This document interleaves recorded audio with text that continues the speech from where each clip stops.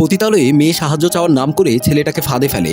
আকাশ তার রুমে বসে চাকরির বই পড়ছে। তখনই তার ফোনে একটা অচেনা নাম্বার থেকে ফোন আসে। আকাশ ফোনটা হাতে নিয়ে বলে, আমি তো এই নাম্বারটা চিনি না, কে হতে পারে? কেটে দেব নাকি রিসিভ করব? এসব ভাবতে ভাবতে আকাশ ফোনটা রিসিভ করে বলতে যাবে, কে আপনি? তখনই ফোনের ওপার থেকে একটা মেয়ের কণ্ঠ ভেসে আসে। মেয়েটা বলতে থাকে, ভাইয়া আমাকে বাঁচান, আমার ভাই আমার জায়গা সম্পদের লোভে আমাকে একটা রুমে বন্দি করে রেখেছে, প্লিজ আমাকে বাঁচান।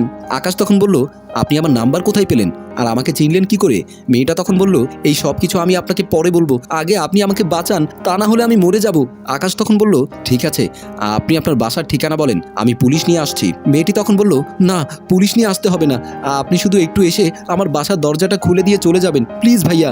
আকাশ তখন বলল, ঠিক আছে, আপনি ঠিকানাটা বলেন, আমি এক্ষুনি আসছি।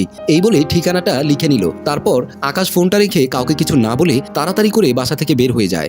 আকাশ মেয়েটা দেয়ার ঠিকানাতে যায়। সেখানে গিয়ে দেখে রুমের সামনে কিছু বিভিন্ন বয়সের ছেলে মেয়ে একজন আরেকজনের হাত ধরে দাঁড়িয়ে আছে। আকাশ তখন ভাবে, আমি আবার ভুল জায়গাতে চলে আসলাম না তো? এই বলে চলে যেতে চাইবে, তখন আকাশ আবার ভাবলো, এত দূরে যেহেতু এসেই পড়েছি, একবার জিজ্ঞেস করে দেখি কারো কাছে। আকাশ তখন কাগজে লেখা ঠিকানাটা একটা মেয়েকে দেখিয়ে বলে, ম্যাডাম এই রুমটা কি এখানে কোথাও? মেয়েটা তখন হাসতে হাসতে বলে, হ্যাঁ আপনি ঠিক জায়গাতে এসেছেন। তো কত টাকা দিয়ে রুমটা বুক করেছেন? আমাদের কাছে আসলে আরো কম টাকায় ফুল টাইম মাস্তি নিতে পারতেন। আকাশ তখন বলল, কিসের টাকা দিয়ে আসবো? আপনি এসব কি বলছেন? আমি এখানে একটা মেয়েকে বাঁচাতে এসেছি, আমি কোনো রুম বুক করিনি। যদি আপনি রুমটা চিনে থাকেন তাহলে আমাকে দেখিয়ে দিন, তা না হলে আমি একাই রুমটা খুঁজে নেব। মেয়েটা তখন আকাশকে বলল, হয়েছে হয়েছে, এত ভাব নিতে হবে না, এই রুমের পরের রুমটায় যান। আকাশ তখন তাড়াতাড়ি করে সেই রুমের সামনে গিয়ে বলে, এখানকার মানুষ যে খারাপ, মেয়েটা এখনো বেঁচে আছে নাকি মরে গেছে কে জানে। এসব বলতে বলতে দরজা খুলে ভেতরে প্রবেশ করে দেখে একটা মেয়ে আয়নার সামনে বসে বসে সাজগোজ করছে। আকাশ তখন বলল, এই যে শুনুন, এখানে একটা মেয়ে আছে, তাকে নাকি তার ভাই তার জায়গা সম্পদের জন্য ঘরে বন্দি করে রেখেছে। মেয়েটা তখন আয়নার সামনে থেকে উঠে হাসতে হাসতে বলে, তাহলে তুমি এসেছো? আমি তো ভেবেছিলাম আসবে না, তুমি যার খোঁজে এখানে এসেছো আমি সেই রূপের রানী চুমকি।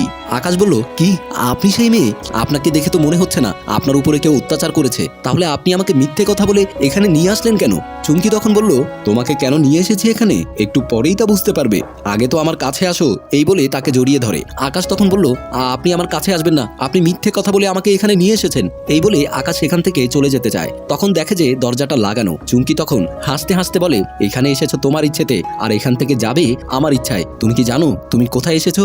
আকাশ তখন বলল, এই জায়গাটা কোথায়? চুমকি বলে, এটা একটা পতিতালয়, এখানে যে একবার আসে সে এমনি এমনি চলে যেতে পারে না। আকাশ তখন বলল, তুমি আমার কাছে কি চাও, এইখানে কেন নিয়ে এসেছো? চুমকি তখন বলল, আজকে সারাদিন একটাও কাস্টমার পাইনি, তাই কিছু রাখা হয়নি, তোর কাছে কি কি আছে তাড়াতাড়ি বের করে দে।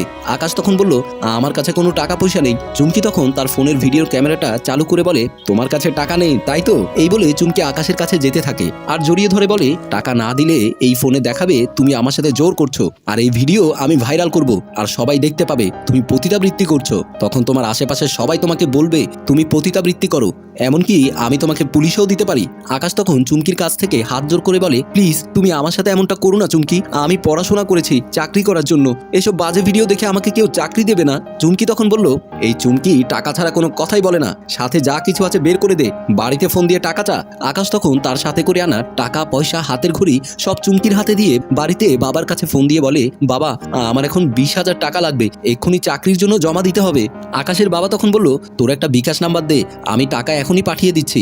আকাশ তখন চুমকির বিকাশ নাম্বার দেয়, তার বাবাও বিকাশে টাকা পাঠিয়ে দেয়। চুমকি মোবাইলটা কেড়ে নিয়ে তাকে গলা ধাক্কা দিয়ে বের করে দেয়। আকাশ সেখান থেকে বেরিয়ে হাঁটতে হাঁটতে ভাবছে, বুঝতে পারছে না কি করবে। মানুষ এতটা খারাপ কি করে হয়? সাহায্য চাওয়ার নাম করে একটা অসহায় ছেলের কাছ থেকে টাকা পয়সা সব নিয়ে গেল।